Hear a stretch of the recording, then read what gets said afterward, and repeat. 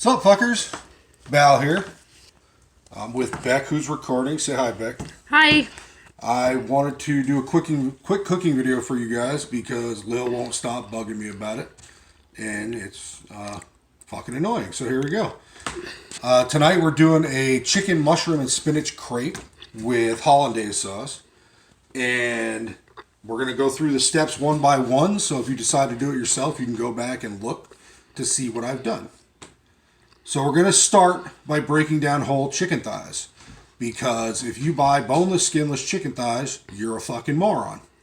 Boneless, skinless chicken thighs are going to cost you more money because somebody else has already done the work for you. You can buy regular chicken thighs for about $2 cheaper a package if you do it yourself. So Beck's going to scroll down and we're going to get started on breaking down chicken thighs. First thing you want to do with chicken thighs is you're going to take the skin off. Just peel it right away, all the way around the chicken. When you get to right here, it's going to be a little tough, so you're going to take a knife and you're just going to cut that excess skin off, like so. Now, this is great for stocks. This is great for just frying and eating little, chicken crepes. So we're going to hang on to that. As a matter of fact, hang on one second. I'm going to grab a bowl real quick.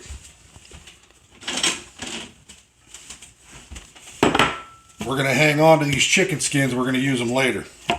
So once you've taken the skin off, don't worry about the fat or anything. That's something you can take off later. I prefer to cook the fat on the meat because it gives it more flavor. Fat equals flavor. So the first thing you're going to do after you take the skin off is you're going to roll it over. You're going to see the bone runs up and down in a straight line right here. See? So what we're going to do is we're going to take our knife. We're going to run down either side of the bone all the way. Don't worry about angles or anything. And then you're going to lift it up slightly and take your knife and just start right at the end of the bone here. And then you're going to slide your fingers underneath it. And you're just going to pop this bone right out of the chicken. When you get down to the end here, sometimes you get a little bit of connective tissue. And you're going to want to cut that away. And then just pop the bone right off the end like so. Then you have a nice clean bone. We're going to put that in with our skins. Sometimes you might get left with this little knob on the end right here. So what we're going to do is we're just going to take the knife and we're going to cut right down on the outside of it, making sure to get any bit of that knob out of there because any bit of that knob is inedible, but it makes great for stock. And that is how you break down a chicken thigh. We're going to slap that on our tray. I'm going to show you one more time how to break it down. So like I said, start at the outside of the thigh where the skin's already up. Okay, you're going to get the connective tissue off of it. You're going to pull that all the way across the whole thigh until you get to where you can't pull anymore. It's usually right about here. You got to be careful because sometimes there's an extra chunk of meat on the back right here. You don't want to lose that. And then just take your knife kind of at an angle, cut away the skin, and you're good. Back side of the chicken thigh again. Cut away that little bit of connective tissue. Go down each side of the bone as close to the bone as you can get with the knife without cutting into it.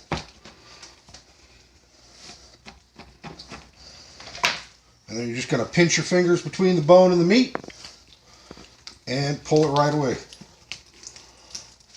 Oh, got a little stuck there. Fuck it. And then again, you'll see a little chunk of cartilage right there. You want to get that out because you can't eat that. If you can't eat it, you fucking dump it because it's shit. There you go. That, again, is how you break down a chicken thigh. And all your chicken thighs, you're going to lay them flat on a sheet tray. Any old sheet tray will do. Doesn't matter what size it is. Depends on what you're using. For us, 6, 7 chicken thighs is enough. We're a bunch of fat bastards around here, but we eat good. So lay it out on a sheet tray. You're going to season it with salt and pepper. Use kosher salt. Do not use iodized salt. Iodized salt sucks ass. It's only meant for being put on the table for extra seasoning. Kosher salt is the way to go. So we're going to put these in the oven at 350 for about 25 minutes until they're done. And then we're going to continue with the video. Okay. All right, guys. We got the chicken in the oven. It's cooking away. So we're going to move on to the vegetable prep. Vegetable prep for this is pretty easy. We're doing what's known as a baby bella mushroom or a cremini mushroom. It's just a baby portobello. Just a little tiny portobello. They got a lot of flavor. And out of all the mushrooms, they're the only ones I think don't fucking suck because I hate mushrooms. So we're moving on to the prep for that. The other ingredients are pretty simple. It's just going to be some diced onion, sliced mushrooms, and we got some fresh baby spinach all washed up and ready to go. You can take the stems off them if you want. I think they add a nice texture component to the actual dish itself. And so I don't take them off. It's just the way I do things. If you don't like it, turn the fucking video off. So we're going to do mushrooms and onions. And Beck's going to scroll down and we're going to start from there. So for the baby bella mushrooms, they are a very hearty mushroom. So you can go a little bit thinner on them than you would a white mushroom. Completely up to you however you want to slice them, however big you want them. You can cut them into cubes, you can slice them, you can do whatever. I prefer to slice them. I prefer them stem off. I don't like the stems. Most of the time when you get them from the grocery store, they're black and disgusting anyway. So take the stems off if you want and then just slice them up.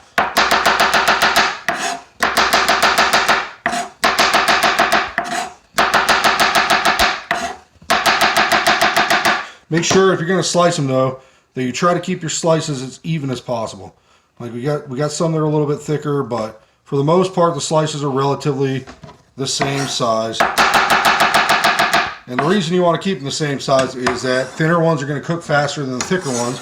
So you're going to end up with mushy ass mushrooms and some that might be underdone, and you really don't want that because it fucking sucks. So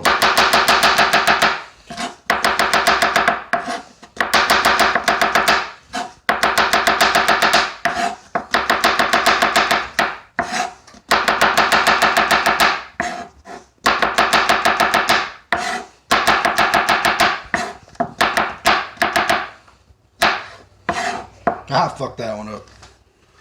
It's okay. Everybody fucks up in a kitchen. Even the professionals. If anybody that's a professional cook tells you they don't fuck up, they're fucking lying to you.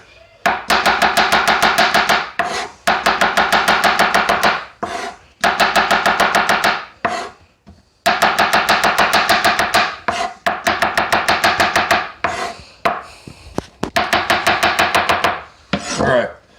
So before we started filming, I did some of the prep ahead of time so you guys don't have to sit here and watch 35 minutes of mushrooms. That's how many mushrooms we did for this dish. It is 3 pints of baby bella. They're not any more expensive than a white mushroom and they have a hell of a lot more flavor. So we're going to stick with that for right now.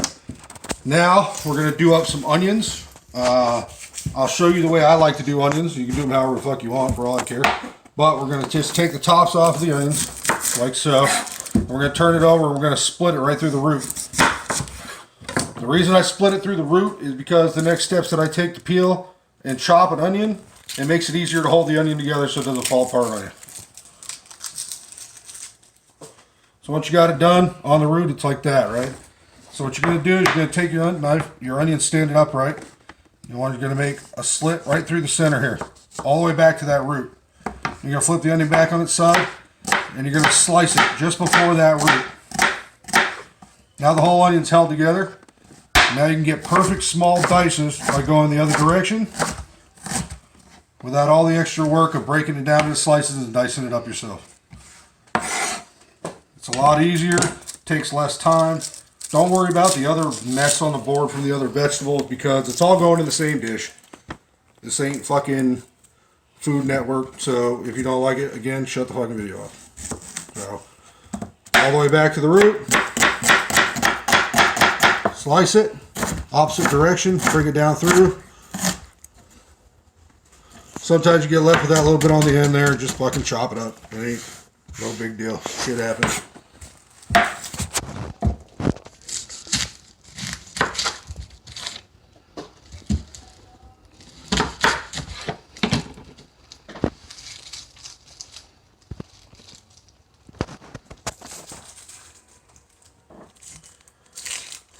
I know a lull in the noise, you guys aren't used to hearing me quiet, but you know what? Fuck you guys, I don't care.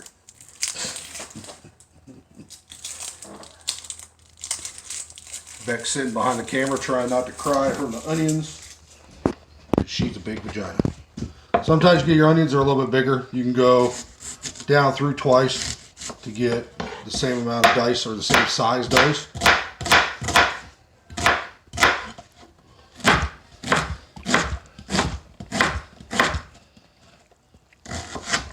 Couple bad spots on that onion, so don't give me shit for throwing away part of an onion.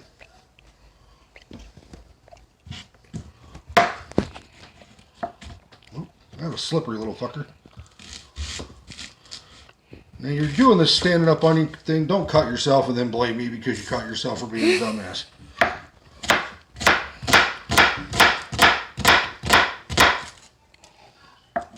Common sense says keep the fucking metal thing with the sharp edge away from your hand.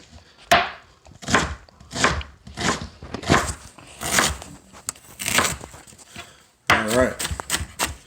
Now that our onions are all diced up and our mushrooms are all sliced up and our spinach is washed, we're going to move on to making the crepe batter and the hollandaise sauce.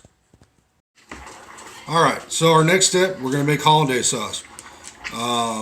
Any professional cooks in the room are going to give me shit for this right now because this is not the way you typically make hollandaise sauce. But this is the way you make hollandaise sauce when you don't know what the fuck you're doing. So you can make this on your own without fucking it up. It doesn't break easily and it only takes about 3 minutes to make.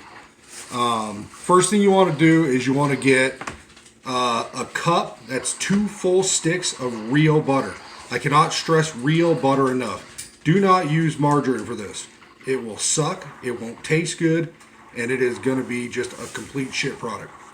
So, you want to take that cup of butter and get that on the stove, and you want to get that shit piping hot. And when I say piping hot, I mean hot, hot, hot. You want this butter hot, okay? Very hot. I can't stress hot enough. So, the next thing you're going to do is you're going to take 6 eggs, whole shell eggs. I use large white eggs because that's what they had at the fucking grocery store. So, you're going to separate your yolks from your whites. I did it some already.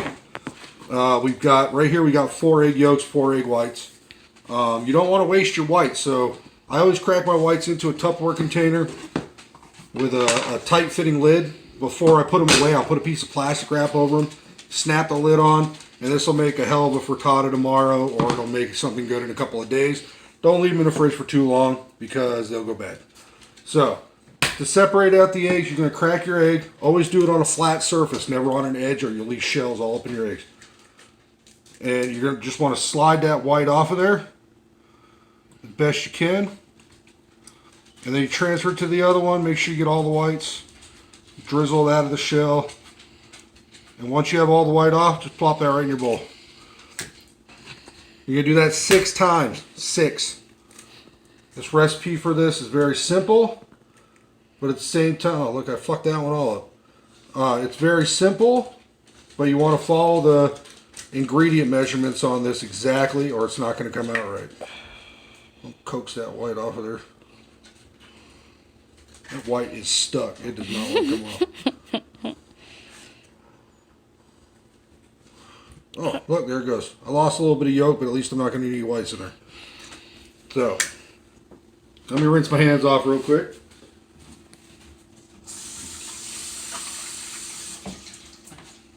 Alright, so we've got 6 egg yolks, right? We've got 2 tablespoons of lemon juice. We have 2 tablespoons of mustard.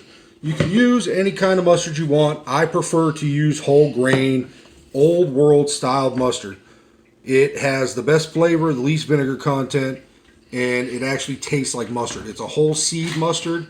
It's very tasty, and it goes great in this recipe. So, it's going to get very loud here in a second because we are going to do this in a blender. The blender is not the preferred way of doing hollandaise sauce, but like I said, this is not for professional cooking. This is for doing it home.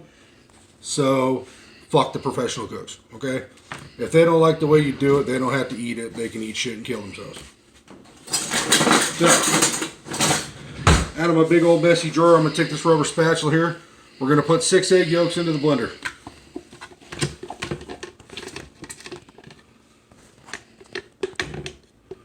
Make sure you get them all out of there, or at least as much as you can. You can hear my butter gurgling on the other side of the room because it was cooling off while I was talking to you. So now it's good and hot again. All right, to that you're going to add 2 tablespoons of lemon juice, 2 teaspoons of mustard, and there's a half a teaspoon of kosher salt in here. Okay? We're going to put the lid on. This is going to get very loud. If you have auditory issues, I suggest you turn your sound off right now. You want this to go as fast as your blender will take it. So you want to put it on high, and you want to put it on liquefy. You want to whip this shit to death, okay? We're going to do that for about 5 seconds before we start pouring the butter in, and then we're going to drizzle the butter in through the center hole here. That's going to whip it together into an emulsion, and it's going to make a fucking fantastic sauce to go over our crepes. So, this is where it gets loud. If you have issues with audio, turn your sound off now.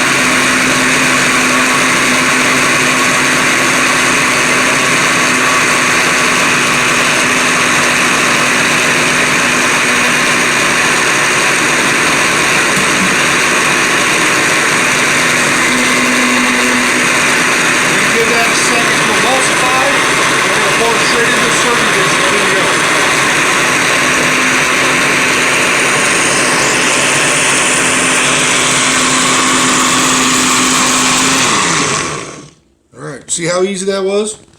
That was super simple.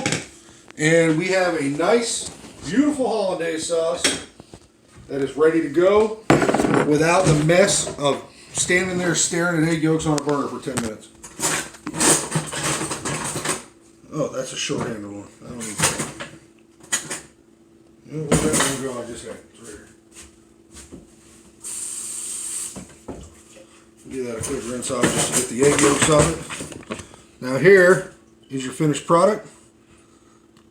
It is a beautifully emulsified hollandaise sauce without all the work it takes to make a real hollandaise sauce.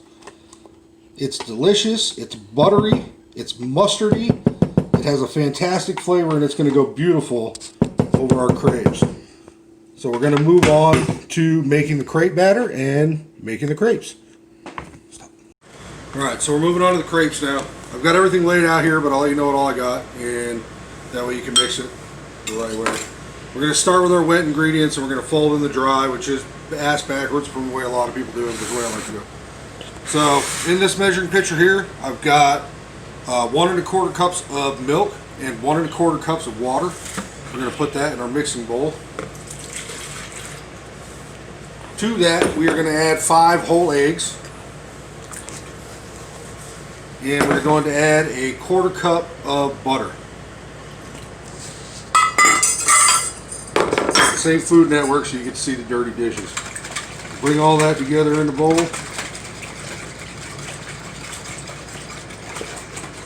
Oop, I made a mess. Look at that. What do you know? Real life. Fuck it. Alright, to that we are going to add right about a half teaspoon of salt. Again, I use kosher salt for this. I don't like iodized salt.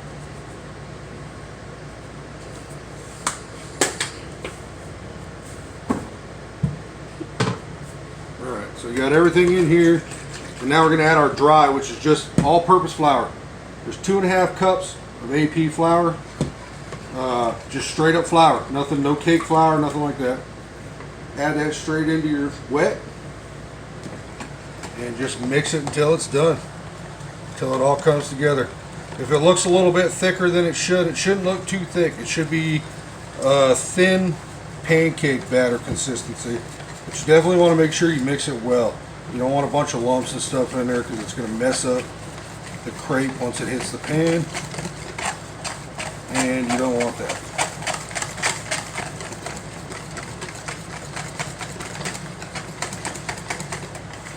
It's all stirred up. Make sure the lumps are out of it.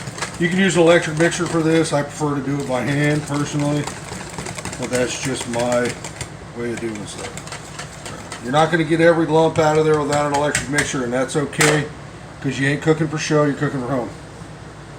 For crepes, I like to use griddle. We have a ceramic griddle. Looks a little beat up because it gets used fairly often, but it works.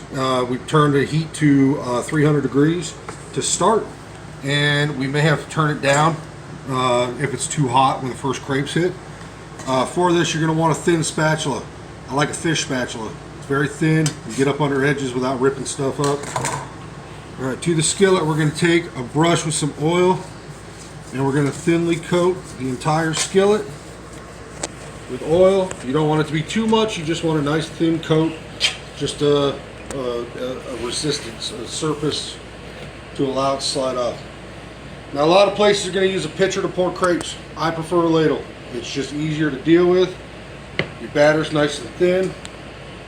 You're going to start with a ladle full.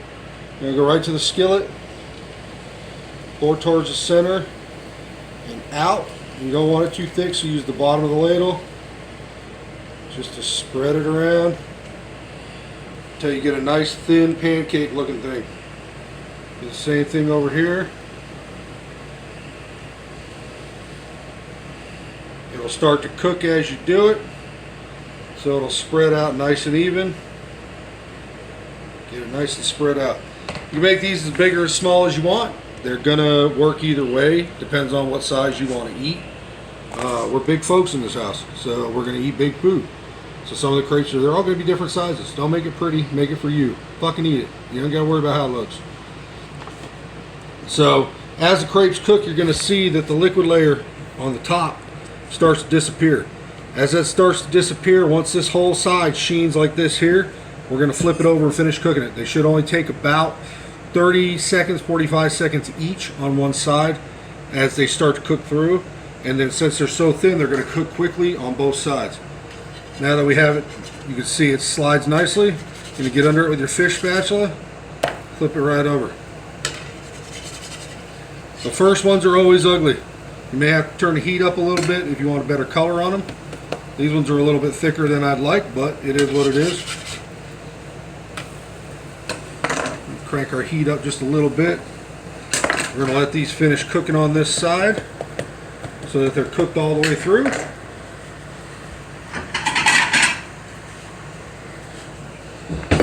Put a plate right there.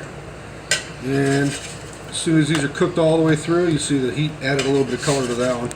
As soon as they're cooked all the way through, we're going to flip them out onto a plate. You can stack them up. I just won't leave them too long, or they're going to start to stick together. And then just continue the process with your next set of crepes.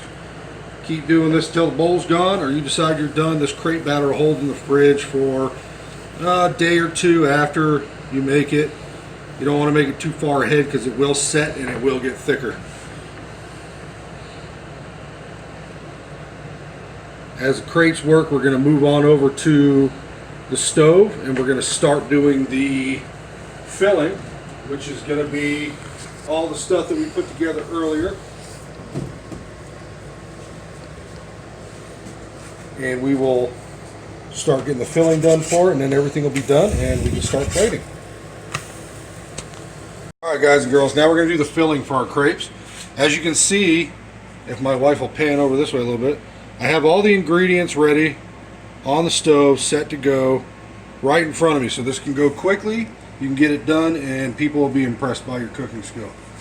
So first thing we're going to do is we're going to get our skillet hot. Want it good and hot. We don't want it cold.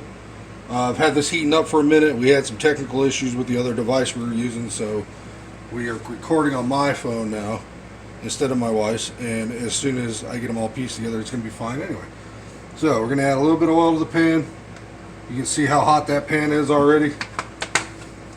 First thing we're going to add to that is we're going to add our onions, because they're going to take a minute. You want to start getting these cooked down until they're almost translucent. You don't want to brown them too much if you can avoid it. It will bring out some flavor, but you're still going to cook the mushrooms, so they're going to brown more in the process.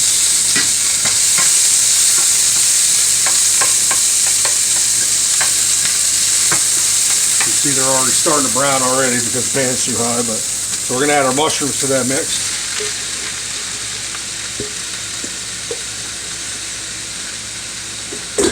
We're going to let the mushrooms cook down for quite a few minutes to reduce them down in size a lot. They need to come down a lot.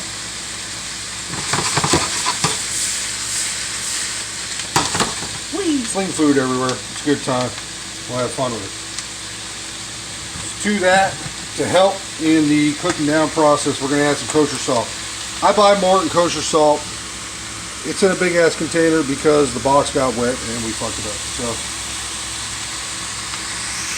I'm gonna add about half a tablespoon of salt to that. It's gonna help start break down the mushrooms and the onions a little bit.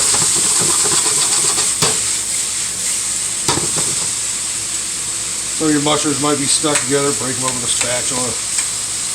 Like I said, it doesn't have to be perfect. You're just making it for home. You're not making it for. I mean, if you got company coming over and you want it to look perfect, make it look perfect. If they're just friends of yours, you invited them over for dinner, they ain't gonna step foot in the kitchen, fuck them in the mouth. They don't need to know how you did it. They just need to know that it tasted good and that you made it for them. If they question anything outside of that, they weren't your friends to begin with.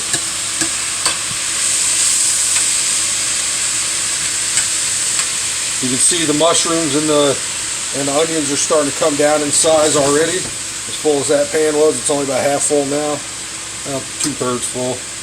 Math fucking sucks. So, fuck math. You start to see a fair amount of liquid start to come out of the mushrooms, which is good. At this point, you would normally, when you're sauteing mushrooms, you would cook them down enough so that all the liquid evaporated. We don't want that. We want liquid in there.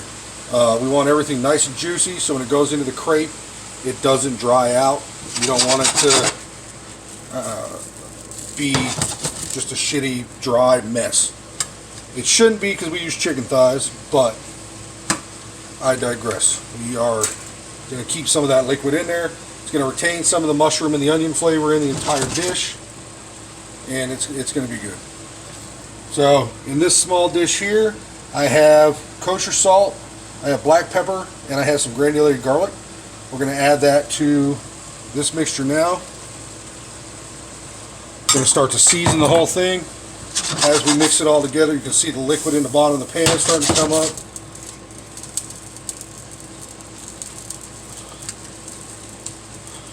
Now at this point, where this is about halfway done from where we want it, we're going to add the chicken. The chicken thighs that we cooked earlier, I let them cool, and I sliced them down into strips. They don't have to be even because they're going to reheat. They just have to be cut up. So whatever you want to do them in dices, you can. I prefer to do them in strips because it makes better filling.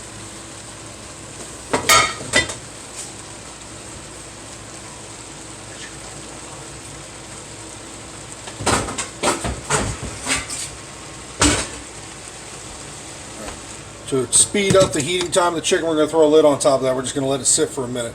Just to kind of heat that chicken up some. And then we're going to put this in on top of it. We do not want to cook this down all the way.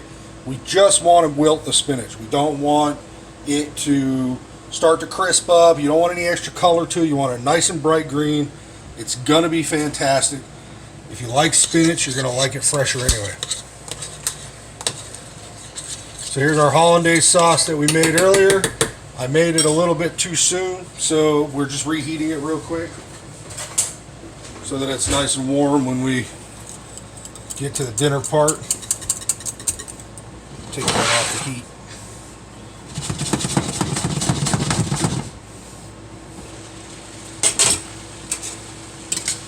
We got our chicken, mushrooms, our onions. Everything's playing nice in this little party pool together. The pan's very full. I meant it to not be as full, but you know, like I said, professionals will tell you they don't fuck up. They fuck up all the time. My eyes were bigger than my stomach in this case. Or bigger than the pan, I guess, because it's not really a stomach. Alright, so now that all that's starting to heat up, you're going to take the spinach. I want you to take this bowl, I want you to flip it right on top of the whole thing. Just pop it right on there. It looks over full. It's going to look over full. That's perfectly fine. We're going to take this lid. We're going to set it right down on top. We're going to smush that whole thing together. We're going to give it a couple of minutes for the steam from the mushrooms and the onions and the chicken to work its way through that spinach, and that spinach is just going to deflate right down onto everything. If you saw a random hand in the video, that's my wife eating the excess vegetables out of the bowl because she's a veggie nut.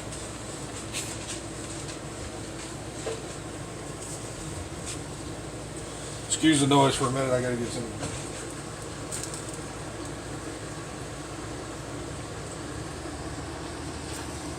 As the steam starts to build up inside the pan, you'll start to see the spinach around the outside edges start to wilt down a little bit. As soon as it wilts down enough, we're going to stir it all in and the dish will be ready to go. We'll just have to plate.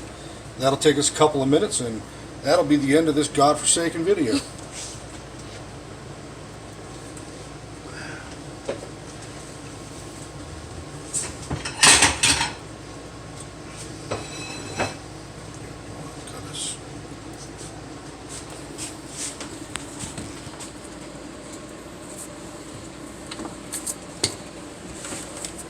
I know it's boring sitting and watching food just cook down a little bit, but I promise you, you're going to get over it. I'm not a professional by any means. I'm just doing this for everybody's pleasure, including some of my own, I guess, if you want to call it pleasure. I enjoy cooking.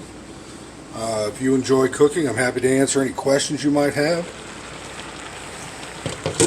You can see that our spinach is starting to wilt down some. We're just going to kind of wiggle things around a little bit just to see that that wilted spinach that's on the bottom isn't creating a barrier for the stuff on top. You're going to make a mess. I got dogs, they'll eat it. It's going to be fine.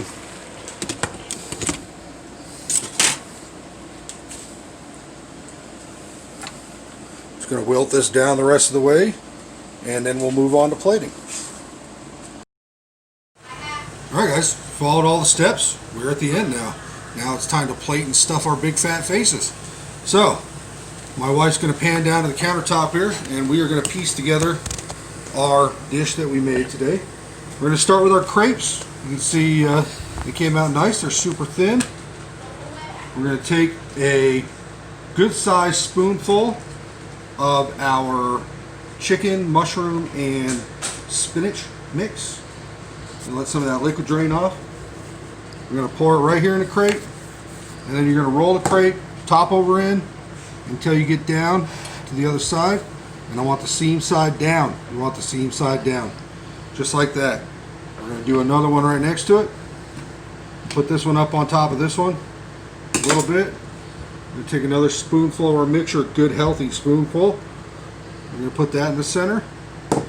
Seam side down again. We're going to lift. And because it's overlapped, it's going to try to unroll. So we're just going to roll it right over next to it. Now you got two beautiful crepes. We're going to take our Hollandaise sauce that we made, and we're going to drizzle a bit of that over the top of each one. Just right in the center there.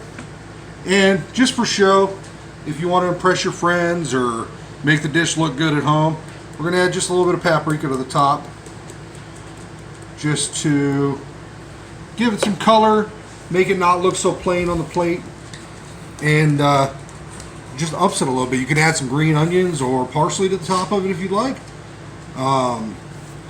But that's how we make chicken, mushroom, and spinach crepes. Everything made in-house. I hope you guys enjoyed the video. Thank you for joining me today. Whether you know me as Bal, you know me as Taco Truck, you know me as that fat fuck that annoys the piss out of you. I hope you enjoyed it, and I look forward to doing another one for you. Thanks so much. Have a good one.